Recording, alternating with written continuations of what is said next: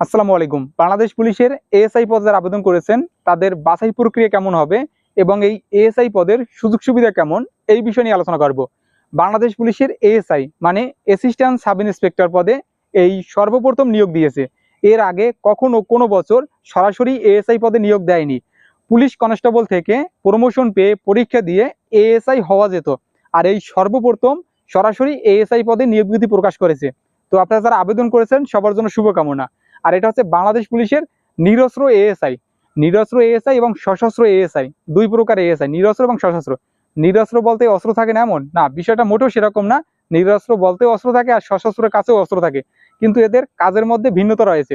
যারা নিরস্ত্র এএসআই বা এসআই তারা থানা পর্যায়ে দায়িত্ব পালন করে থাকে এবং বিভিন্ন মামলার তদন্তকারী কর্মকর্তা হিসাবে মাঠ পর্যায়ে এবং থানা পর্যায়ে কাজ করে থাকেন। তো একজন এসআইয়ের সঙ্গে কিন্তু একজন এএসআই থাকে সহযোগ হিসাবে, এবং এরা মাঠ পর্যায়ে বিভিন্ন মামলার তদন্ত করে থাকেন। তো এক্ষেত্রে অনেক সুযোগ সুবিধা পেয়ে থাকেন। আর যারা সশস্ত্র এসআই তারা পুলিশের লাইন্স কেন্দ্রিক বিভিন্ন দপ্তরে কাজ করে থাকেন, দায়িত্ব পালন করে থাকেন এবং বিভিন্ন ট্রেনিংয়ের প্রশিক্ষক হিসেবে কাজ করেন যারা সশস্ত্র। তো এক্ষেত্রে দেখা যায় যারা নিরস্ত্র তারা অনেক প্রাধান্য পেয়ে থাকে এবং অনেক সুযোগ সুবিধা পেয়ে থাকেন। আশা করি বিষয়টা বুঝতে পারছেন। আর একজন নিরস্ত্র এসআই এর বেতন স্কেল কিন্তু 10,200 টাকা থেকে শুরু। এটা হচ্ছে বেসিক স্কেল। তো এর সাথে বিভিন্ন ভাতা অ্যাড হয়, বাড়ি ভাড়া, চিকিৎসা ভাতা, গাড়ি ভাড়া, বিভিন্ন কিছু অ্যাড হয়। তো সব মিলিয়ে প্রায় 21,000 প্লাস প্রাথমিক অবস্থায় বেতন পেয়ে থাকেন, 21,000 প্লাস। তো এখন বলি এই এএসআই পদের বাছাই প্রক্রিয়া কেমন হবে। তো এখানে কিন্তু আপনাদের অনেক কম্পিটিশন এবং অনেকগুলো ধাপ ওভারকাম করে আপনাদের স্বপ্ন পূর্ণ করতে হবে। তো এখানে দেখা যায় প্রাথমিক অবস্থায় মাঠ পরীক্ষায় প্রথমে দেখবে শারীরিক ফিটনেস, আপনার উচ্চতা, ওজন, বুকের মাপ এবং শরীরে বড় ধরনের সমস্যা আছে কিনা এগুলো দেখবে। তারপরে শারীরিক পরীক্ষাগুলোতে অংশগ্রহণ করতে হবে। প্রথমে দৌড়, ছেলেদের জন্য 1600 মিটার দৌড়, সময় থাকবে 7 মিনিট 30 সেকেন্ড। 7 মিনিট 30 সেকেন্ডের মধ্যে 1600 মিটার দৌড় কমপ্লিট করতে হবে।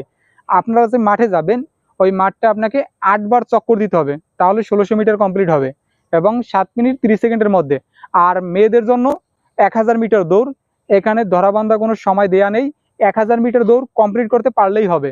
তারপর হবে ড্রাগিং হচ্ছে বড় টায়ারের সাথে রশি বেঁধে দেবে, সেটা নিয়ে আপনাকে দৌড়াতে হবে, ড্রাগিং। তারপর হচ্ছে হাই জাম্প হচ্ছে একটা রশি বাঁধা থাকবে, সেটার উপর দিয়ে জাম দিয়ে যেতে হবে, হাই জাম্প। তারপর হচ্ছে বুক ডাউন দিতে হবে ছেলেদের কমপক্ষে 20টি। তারপর হচ্ছে রশি বেয়ে উপরে উঠতে হবে এবং নামতে হবে, মোস্ট ইম্পর্টেন্ট। তো আপনারা এই বিষয়গুলো পারলে কিন্তু আপনারা মাঠ পরীক্ষায় উত্তীর্ণ হতে পারবেন। তো আপনারা এগুলো একটু প্র্যাকটিস করবেন, তাহলে আশা করি ভালো কিছু হবে। তারপর হচ্ছে লিখিত পরীক্ষা। তো লিখিত পরীক্ষা মোস্ট ইম্পর্টেন্ট, 250 নম্বরের পরীক্ষা হবে। যেমন এসআই পদে পরীক্ষা হয় 250 নম্বরের, এএসআই পদে ঠিক তেমন পরীক্ষা হবে। তবে এসআই থেকে একটু সহজ প্রশ্ন আসবে, ঠিক আছে, একদম সহজ না, মোটামুটি কঠিন প্রশ্ন আসবে, তবে এসআই থেকে একটু সহজ আসবে এএসআই পরীক্ষায়। তো আপনারা 250 নম্বরের জন্য একটা ভালো প্রস্তুতি নিতে হবে। সংক্ষিপ্ত প্রস্তুতি নিলে আপনারা এই পরীক্ষা ভালো করতে পারবেন না। অনেকে সংক্ষিপ্ত সাজেশন পড়ে বা শর্টকাট প্রস্তুতি নেয়। শর্টকাট প্রস্তুতি নিয়ে এএসআই পরীক্ষায় ভালো করা সম্ভব না। আপনার ভালো করতে হলে ভালো একটা বই পড়তে হবে, ভালো একটা প্রকাশনীর বই পড়তে হবে, যে বইটাতে সবকিছু সাজানো গোছানো দেওয়া আছে। তো আমার দেখা মতে সব থেকে এই বইটি ভালো, প্রফেসর প্রকাশনীর এএসআই নিয়োগ সহায়িকা, খুবই ভালো এবং সবকিছুর সমন্বয় বইটি তৈরি করা হয়েছে। বাংলা, ইংরেজি, গণিত, সাধারণ জ্ঞান, আইকিউ প্রশ্ন সবকিছু সাজানো গোছানো দেওয়া আছে। তো আপনারা চাইলে এই বইটা পড়তে পারেন। এই বইটা পড়লে ম্যাক্সিমাম প্রশ্ন কমন পেয়ে যাবেন। তো আপনারা যারা এই বইটি নিতে চান তারা আমাদের সাথে যোগাযোগ করবেন, হোয়াটসঅ্যাপে ঠিকানা দিবেন, আপনার ঠিকানায় কুরিয়ারের মাধ্যমে বইটি আপনার কাছে পাঠিয়ে দিব।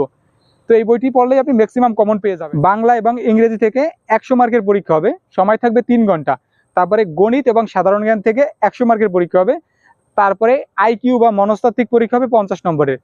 তো এই পরীক্ষায় উত্তীর্ণ হলে তারপর হবে কম্পিউটার পরীক্ষা, কম্পিউটারে 50 নম্বরের পরীক্ষা হবে এবং প্র্যাকটিক্যাল পরীক্ষা হবে। প্র্যাকটিক্যাল আপনাকে দেখা হবে কম্পিউটারে ওয়ার্ড, এক্সেল, পাওয়ার পয়েন্ট এবং ব্রাউজিং আপনি কেমন পারেন আর কি, আপনার দক্ষতা এটা দেখা হবে।